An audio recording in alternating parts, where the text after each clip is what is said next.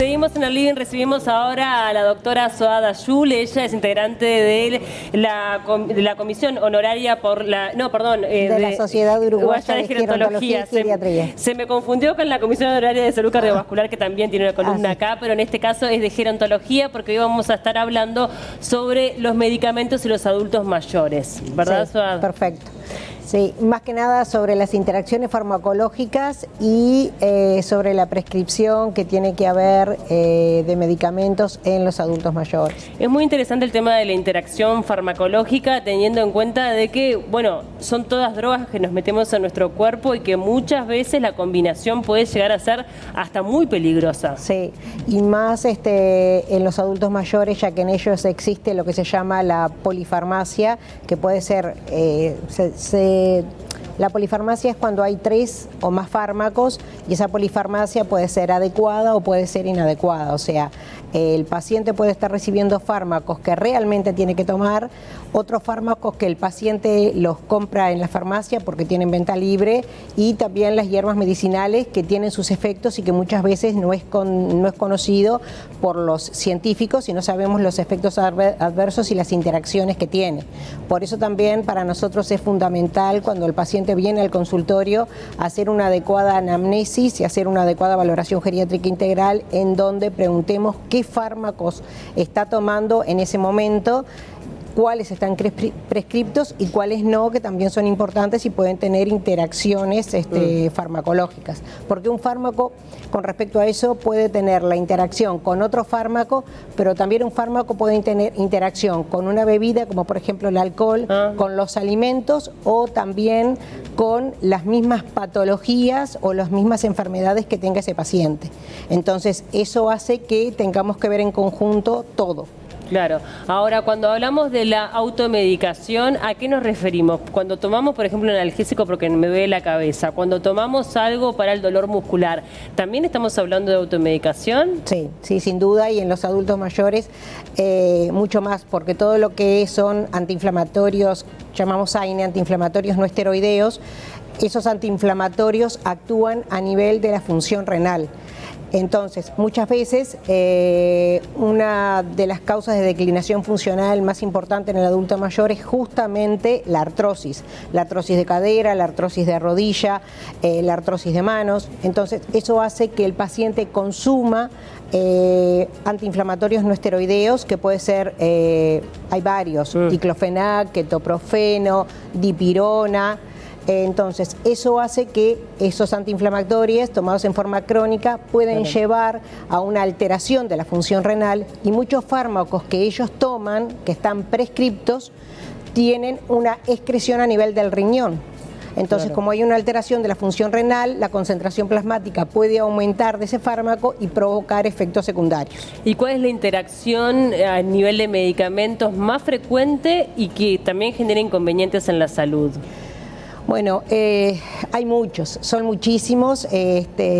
Habitualmente en este grupo etario los antiinflamatorios son uno de ellos, porque los antiinflamatorios pueden tener efecto a nivel renal, pero también efecto a nivel gástrico y provocar hemorragias digestivas que muchas veces pueden pasar desapercibidas y otras veces no. Entonces hay que tener sumo cuidado cuando vamos a prescribirlos, y no nos olvidemos que estos van a ser prescriptos habitualmente en forma crónica. Entonces habitualmente nos manejamos con paracetamol, que no tiene ese efecto a nivel renal, y para los empujes utilizamos los antiinflamatorios que sí tienen efecto a nivel renal y a nivel digestivo. ¿Se genera una adicción al fármaco? Sobre todo cuando uno dice, toma habitualmente esto porque, bueno, me alivia, qué sé yo, un dolor muscular. ¿Con el paso del tiempo uno lo necesita? ¿De verdad que quitarlo puede llegar a generar un problema? Sí, capaz que no. Sí, si el paciente está con dolor y realmente ese antiinflamatorio o otro analgésico, un analgésico mayor lo calma, sí, puede llegar a provocar un problema. De hecho, eso se trata y se ve, pero es el médico el que tiene que ver cómo lo toma, cuándo lo toma, si es necesario que lo tome y si no, buscar alternativas farmacológicas o no farmacológicas. Claro, es importante también cuando uno, me imagino, un adulto mayor va al médico, que este médico tenga la visión de ver todos los escenarios, ¿no? Porque a veces me imagino que debe ser complejo en el sentido de que hay medicamentos que los toman porque de verdad los necesitan, pero la interacción puede llegar a ser peligrosa. Sí, hay muchas veces los diferentes especialistas mandan la medicación, su medicación, lo que corresponde a la especialidad. Claro. En este caso corresponde al geriatra que haga una lista de todos los medicamentos que toma y que vea qué efectos pueden ser potencialmente perjudiciales para el paciente, ¿tá? Entonces, muchas veces hay pacientes que están antiagregados con clopidogrel y están con ácido acetil salicílico. Bueno, eso para ellos, al no ser que le hayan colocado un stem, que durante un cierto tiempo tienen que tener esa doble agregación, después quedan con uno solo de ellos, que habitualmente es el ácido acetil salicílico. Si no es alérgico a eso, si no quedan con clopidogrel, claro, pero no tienen esa doble antiagregación. Por eso hay que estar permanentemente viendo la lista de fármacos que toma.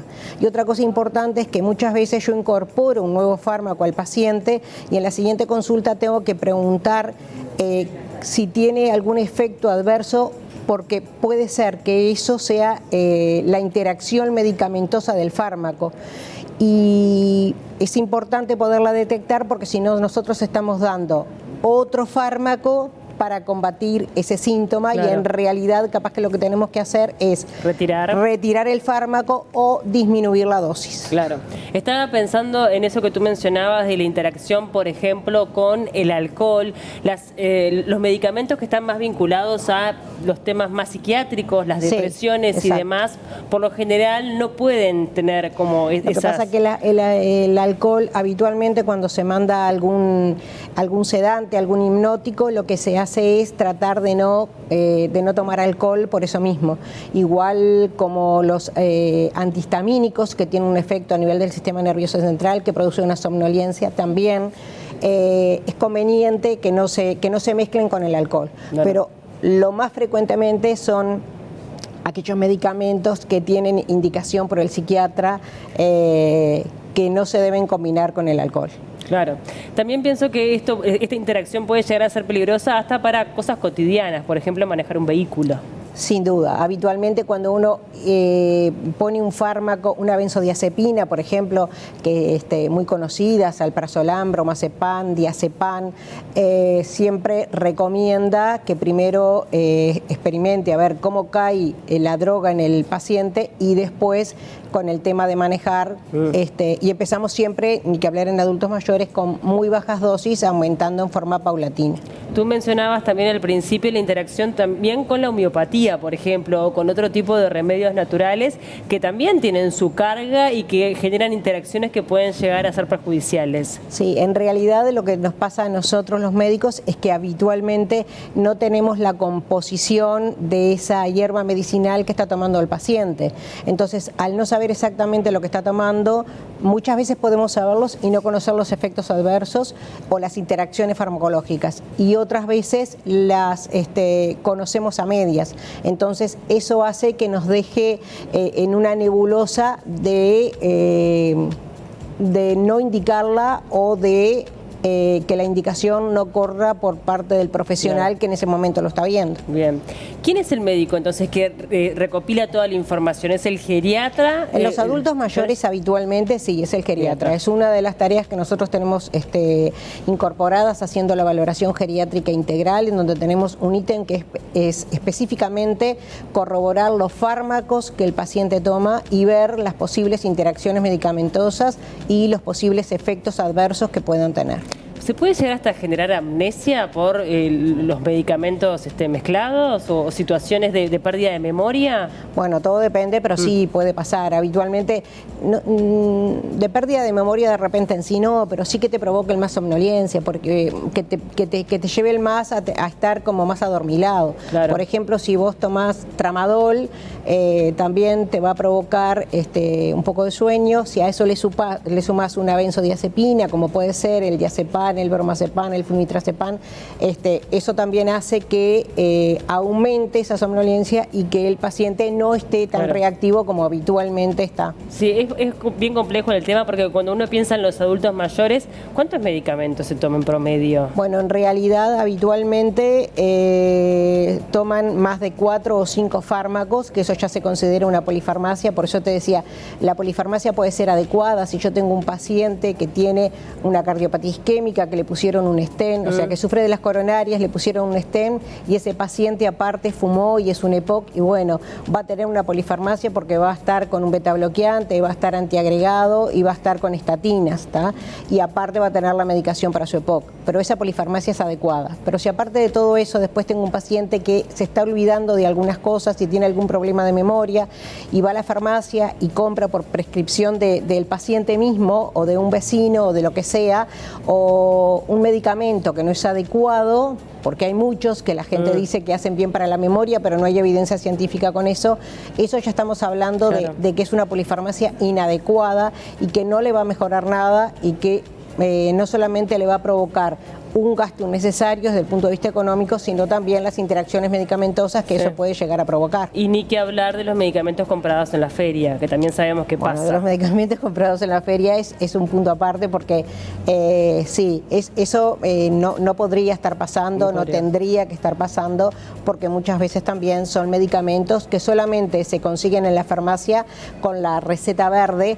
Eso hace que sí o sí tengan que consultar al médico para obtener ese fármaco.